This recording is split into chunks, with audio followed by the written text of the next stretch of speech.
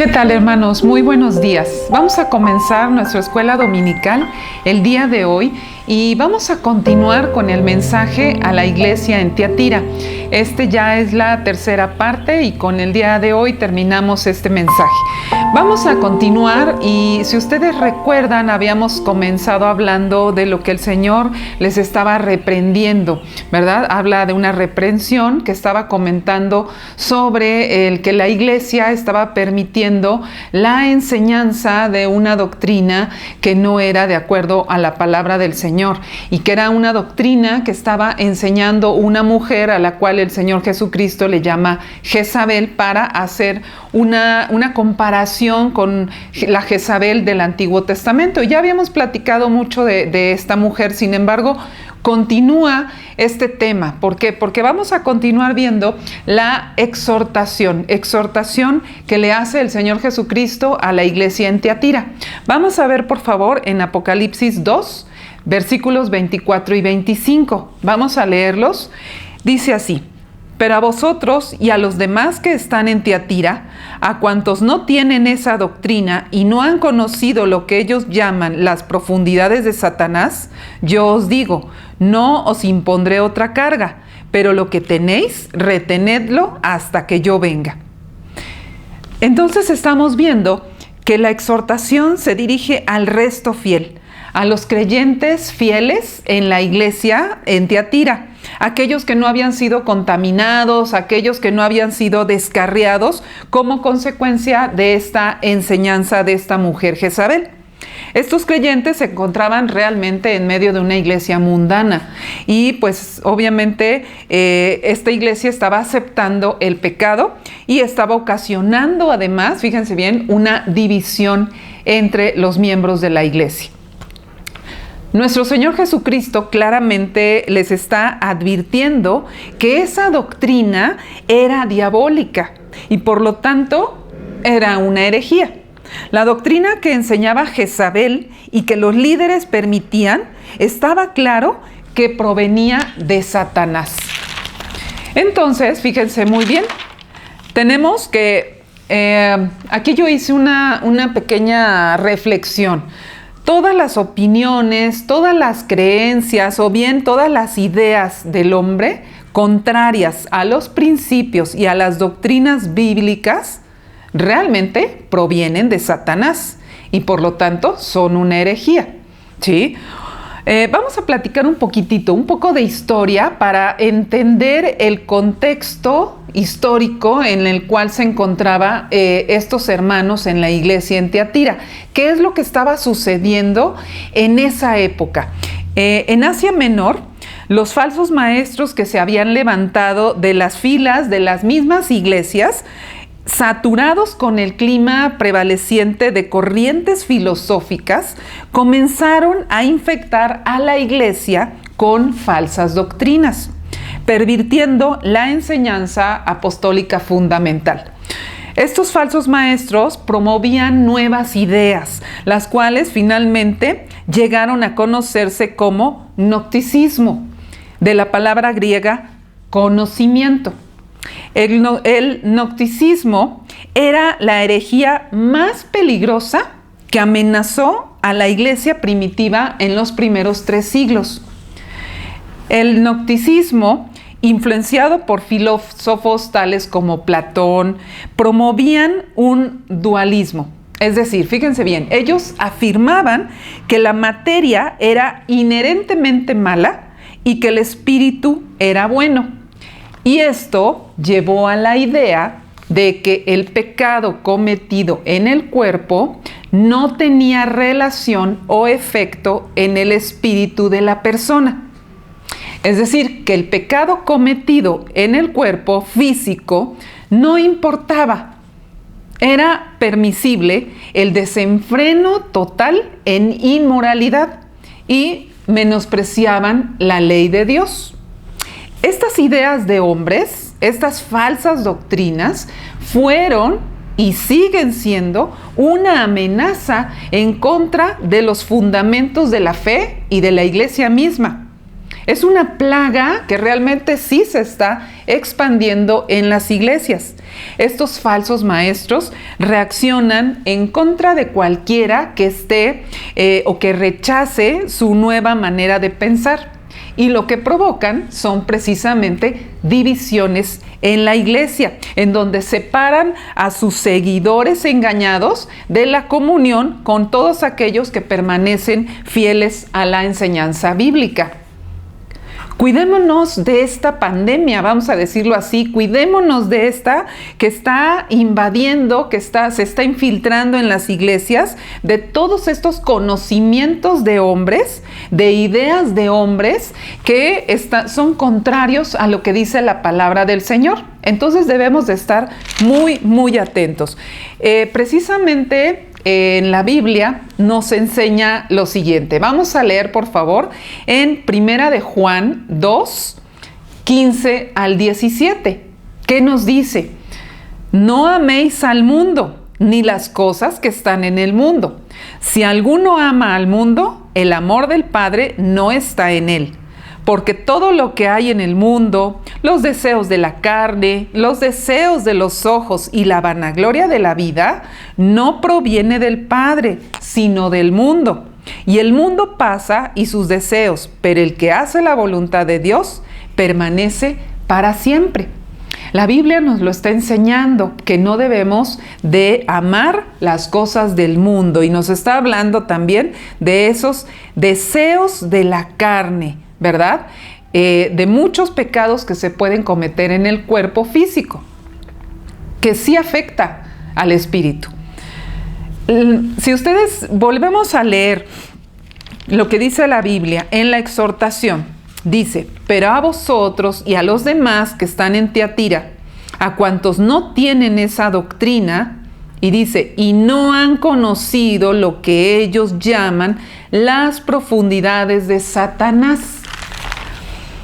Este libertinaje inaudito que se estaba dando en la iglesia en Tiatira, pues precisamente fue fruto de todas esas enseñanzas de Jezabel que después formó el gnosticismo, ¿sí? Y fíjense muy bien, parece que para dar ese cierto aire como de misterio y de superioridad a esas doctrinas, estas personas las presentaban como un conocimiento superior que era reservado exclusivamente para algunos iniciados o para algunos elegidos. Pero, ¿qué podemos nosotros comentar con respecto a esto? De las palabras de las profundidades de Satanás. La enseñanza era que uno era libre de participar en toda clase de actividades propias del dominio de Satanás y cometer maldades y perversidades con el cuerpo sin hacer daño alguno al espíritu. Esto es lo que enseñaba la mujer Jezabel en las iglesias. En las iglesias actuales está impregnándose de esta falsa enseñanza. Y no nos queremos dar cuenta, pero la verdad es que ¿qué tanto nosotros estamos tolerando en las iglesias? ¿Qué tantas cosas estamos tolerando? Y que además muchas cosas las estamos haciendo conscientes. Y estoy hablando de la iglesia cristiana. Y yo saqué algunos ejemplos de lo que yo he observado en varias iglesias, en donde podemos ver que hay iglesias en donde se permite que un matrimonio se disuelva y que vuelvan a contraer matrimonio con otras personas de la misma iglesia sin haber sido restaurados. Entonces, ¿qué estamos permitiendo? ¿Qué estamos tolerando? Cuando, por ejemplo, no se le exhorta a un hermano o a una hermana que está viviendo en unión libre y que no tiene ninguna intención de casarse. Estamos permitiendo, por ejemplo, que toleremos que los jóvenes tengan relaciones sexuales antes del matrimonio. En algunas iglesias se organizan grupos de jóvenes en donde salen en un sábado en un paseo para distraerse y dicen, pues vamos al billar, no hay ningún problema, cuando realmente sabemos que no es el lugar más apropiado, ¿verdad?, para la convivencia de jóvenes. Estamos permitiendo también en algunas iglesias, se acostumbra a que se puedan tatuar. Y ellos dicen, pues nos estamos tatuando el nombre de Jesús, nos estamos tatuando algún versículo, pero finalmente se está marcando el cuerpo y las iglesias lo están tolerando. Hay algunas otras iglesias en donde se permite que se celebre un cumpleaños, que se celebre un baby shower, etcétera, relacionado o con un tema de un personaje de película que tiene que ver con hechicería, con brujería. No podemos estar permitiendo eso es algo realmente peligroso porque nosotros, ¿qué nos diferencia del mundo? ¿Qué nos está diferenciando? O sea, ¿qué nos hace diferentes si estamos en el mismo libertinaje? ¿Cómo puede ser posible si nosotros somos el pueblo de Dios? Somos el Israel de Dios, como dice Oseas, me encanta esa palabra. Somos un pueblo especial. Y si así nosotros lo creemos y además lo cantamos, debemos de hacerlo y debemos de representar bien al Señor. La Biblia nos lo dice en 1 de Pedro 2, 9, 10. ¿Qué dice?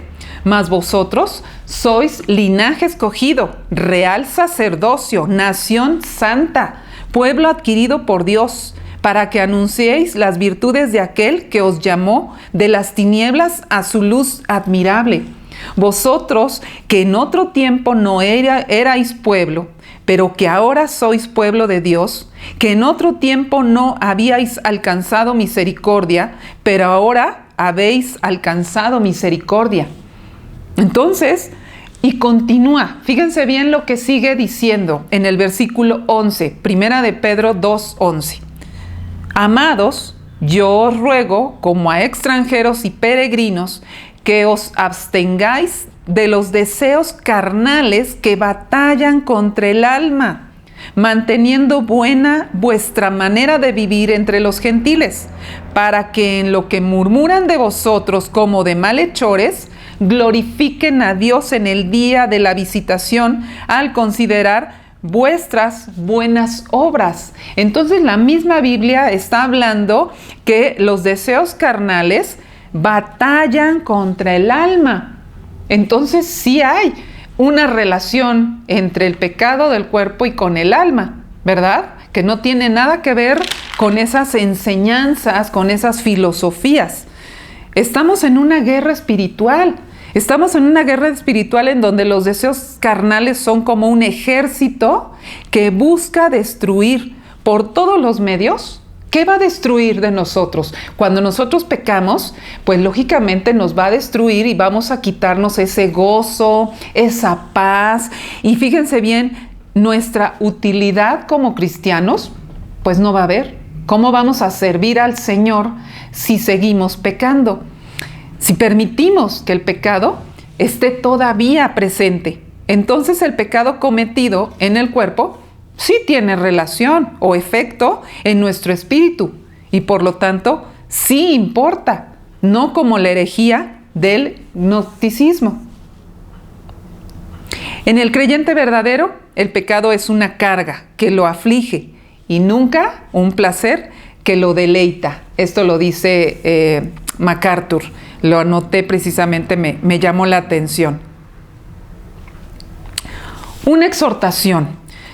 Bueno, voy a hacer otro comentario. Hay otro punto que también se está infiltrando mucho en las iglesias cristianas. Se está enseñando mucho con la siguiente frase. Hay algo mucho más profundo, hablando de las profundidades de Satanás. La frase dice, religión no, sí relación.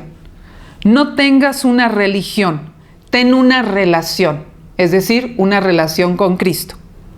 Y nos han bombardeado tanto con esta verdad a medias que lo que han provocado en las iglesias cristianas es un libertinaje. Un libertinaje porque los hermanos empiezan a seguir no lo que dice la Biblia, sino lo que dice el pastor o lo que dice un líder, y esto es muy peligroso.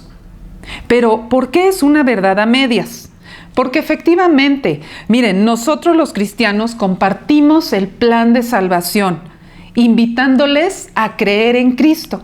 Ese es el plan principal, y no tanto a pertenecer a una religión.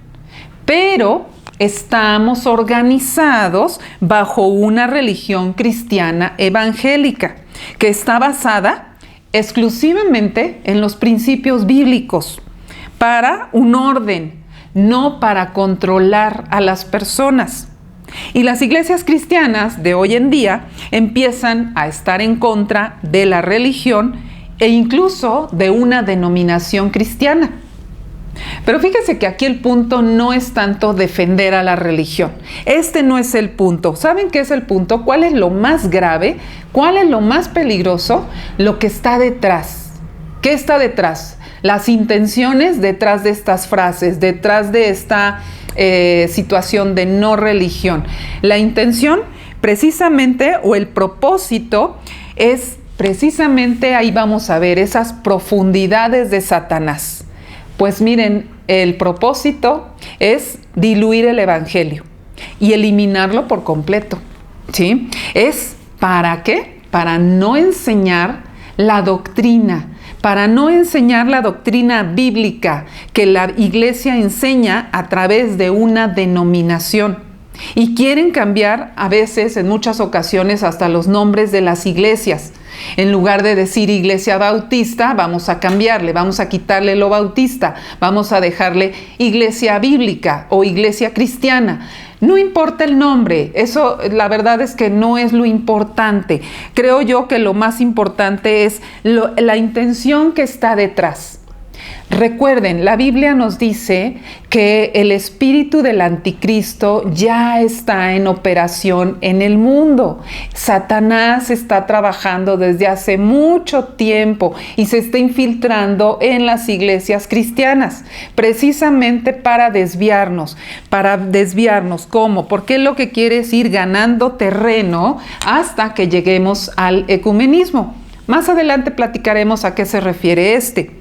Pero ¿no se han dado cuenta cómo en muchas iglesias no quieren enseñar la doctrina básica? ¿Sí se han dado cuenta cómo muchas enseñan muchas otras cosas que pueden ser hasta como más atractivas, pero no quieren enseñar la doctrina? Mucho cuidado de verdad cuando alguien les diga y que insista, y les insista mucho, no religión, sí relación, ¿sí? Es una verdad a medias, porque acuérdense que el enemigo nos engaña con una verdad a medias. Lo hizo con Jesús. Con Jesús, cuando lo tentó en el desierto, precisamente utilizó unas citas bíblicas para tentar a nuestro Señor Jesucristo, pero no lo pudo hacer, ¿verdad? Por lo tanto, quiero decirles que estudiar la doctrina básica en la iglesia no es un acto religioso, ¿sí? Es doctrina bíblica, no es de hombres, proviene de Dios, y Dios ordena en la Biblia, y lo hemos leído. ¿Qué nos ordena? Que estemos atentos de la doctrina, que la guardemos, que la estudiemos, que estemos todos los días perseverando en la doctrina. Él nos lo está pidiendo. Entonces, esto es lo que realmente podemos nosotros aprender con esto de las profundidades de Satanás. ¿Qué promesa tenemos? Y con esto terminamos el estudio a la iglesia en Tiatira, el mensaje a la iglesia. La promesa la tenemos en Apocalipsis 2, 26 al 29. Vamos a leerlo. Al que venciere y guardare mis obras hasta el fin, yo le daré autoridad sobre las naciones y las regirá con vara de hierro, y serán quebradas como vaso de alfarero, como yo también la he recibido de mi Padre. Y le daré la estrella de la mañana. El que tiene oído, oiga lo que el Espíritu dice a las iglesias. Y con esto terminamos, y todos los mensajes a todas las iglesias siempre dice el Señor: al que venciere. Si ustedes se fijan, al que venciere, y viene una promesa que va dirigida precisamente al vencedor. Según la propia definición de Juan, ser un vencedor equivale a ser un cristiano, ¿sí? La fe en Jesucristo y nuestra dedicación total de nuestra vida a Él hacen del creyente un verdadero vencedor. Lo vemos en Primera de Juan. Vamos a leer Primera de Juan 5, 4, 5. ¿Sí? Dice: porque todo lo que es nacido de Dios vence al mundo, y esta es la victoria que ha vencido al mundo, nuestra fe. ¿Quién es el que vence al mundo sino el que cree que Jesús es el Hijo de Dios? Entonces, ahí tenemos nuestra promesa. ¿Cuál es la exhortación a ese remanente fiel? Aquí hay una exhortación ¿a qué? A que continúen en esa fidelidad, a que continúen con la enseñanza bíblica. Dice, para que huyan de aquella enseñanza de Jezabel y que permanezcan fieles a las prácticas cristianas. Eso es lo que el Señor nos está enseñando, no nada más lo que le enseñó a la iglesia en Tiatira, es lo que el Señor nos está hablando en Apocalipsis a todas las iglesias de todas las eras. Hermanos, muchas gracias por este hermoso estudio que hemos tenido. Hemos terminado el mensaje a la iglesia en Tiatira y primero Dios, el siguiente domingo vamos a continuar con el mensaje a la iglesia en Sardis. Que tengan un excelente domingo. Dios los bendiga.